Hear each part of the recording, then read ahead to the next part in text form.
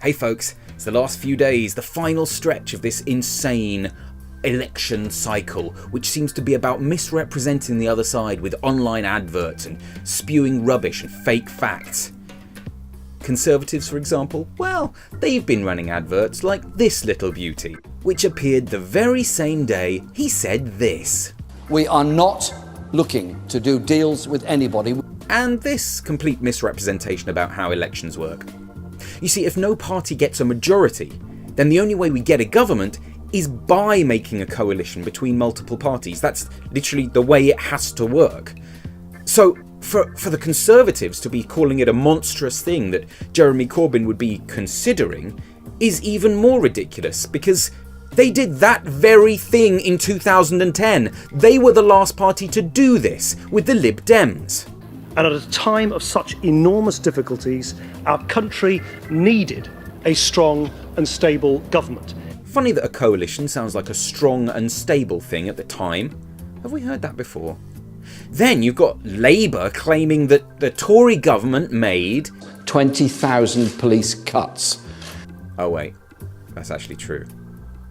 Anyway, for anyone that's not brainwashed enough on either side to be able to do a little bit of quick research and realise that these things are just rubbish, well, let's call them miscommunications. She's a liar, liar. The election seems to have boiled down to an argument over how to negotiate Brexit. Corbyn wants to protect the economy by retaining trade-free access to the single market and negotiate terms that benefit both sides. And Theresa May seems to think that an aggressive bullish attitude will serve us better. While we have had precious few figures from the Conservative Party of exactly how and what they're going to be doing, we have heard this. No deal is better than a bad deal. We have to be prepared to walk out. So you are prepared to walk away from the European Union with no deal? No deal is better than a bad deal. She has repeatedly stated, no deal for Britain is better than a bad deal for Britain. And her willingness to walk away from a bad deal will apparently put us in a better position to negotiate, which all the economics experts are disagreeing with. The people in this country have had enough of experts with organisations from acronyms. The people of this country have had enough of experts. From organisations with acronyms saying that they know what is best. Look, most of us just simply don't know enough about the specifics to know whether or not the experts are right, or if Theresa May, whose election focus has shifted from strong and stable, when she proved herself not to be, to this new one. But there isn't a magic money tree that we can shake that suddenly provides for everything that people want. Where all the money is coming from in the fully costed Labour manifesto. Can someone please explain to her that fully costed actually means that the manifesto explains where the money is coming from? Perhaps she should actually read it. So, back to the topic. A bad deal or no deal? Well, first of all, we need to understand what happens if we don't get a deal. Without a specific deal, economically, our trade would revert to the standard World Trade Organization terms. There would be taxes on imports and exports, and while the legalities of trading wouldn't change significantly beyond the extra taxes, companies would have to ensure that they are still complying with the new rules. Experts say that no deal would be catastrophic. The people in this country have had enough of experts. Okay, we'll take the experts off the table and just give Theresa May the benefit of the doubt on this one, on whether a no deal would be a good or a bad thing, and simply try and work out what a deal actually is. Imagine you pop into your local HMV. Other high street DVD shops are available. Wait, are they?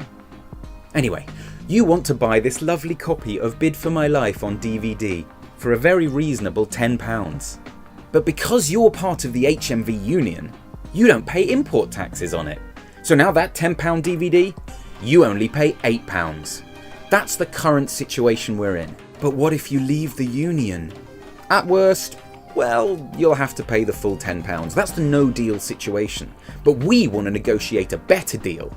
Something that will hopefully get us closer to that £8 of being part of the HMV union. A bad deal? Well, there's no way that HMV would offer you a deal that was worse than paying full price. That's not a deal. A bad deal might be they offer you 10p off, but that's still better than getting no deal. We have to be prepared to walk out. Yes, you could refuse the 1% discount because it's not big enough. But you'd be freaking stupid. That may work with a DVD that you don't necessarily have to buy, but when it's trade agreements on things that we require for our economy, that we are going to have to buy, then any discount is better than no discount, because we can't just walk away. What Theresa May doesn't seem to understand is that a deal is a position that is automatically more advantageous than having no deal, because otherwise you could just take the no deal. This is why all the experts were saying that leaving the EU was a big mistake economically. And it is, because the EU doesn't have to give us a deal.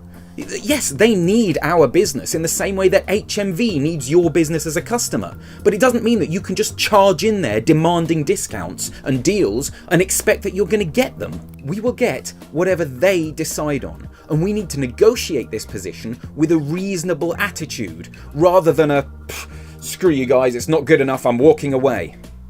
Now guess which one of the potential governments is likely to negotiate reasonably and which won't.